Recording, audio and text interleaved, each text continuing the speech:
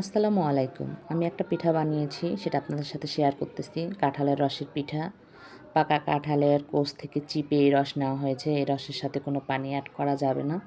আমি এখন এই রসটার সাথে চিনি অ্যাড করলাম। একটা ডিম ভেঙে দিব রসটার সাথে। সামান্য পরিমাণ লবণ দিব।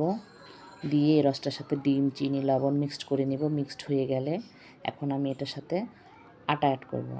অ্যাড করে ভালো করে মিক্সড করব। অল্প অল্প করে আটা দিব। আটার সাথে আমি একটু চালের গুঁড়াও দিচ্ছি। দিয়ে ভালো করে মিক্সড করতে হবে। মিক্সড করে একটা ব্যাটার তৈরি করতে হবে। ব্যাটার তৈরি হওয়ার পর এখানে আমি আবার দিচ্ছি নারিকেল কোড়া। নারিকেল কোড়া দিয়ে আবার ব্যাটারটাকে চামচের মাধ্যমে ভালো করে নেড়ে নিছি। এরপরে একটা ব্যাটার তৈরি একটু রেস্ট করে দিব। রেস্ট হলে এরপরে আমি ভাজার জন্য নিয়ে আসব।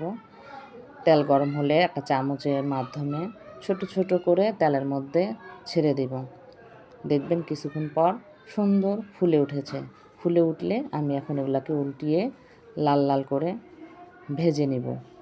কাঁঠালের দিন আসলে আমার আম্মা সবসময় আমাদেরকে এই পিঠাটা বানিয়ে খাওয়াতো।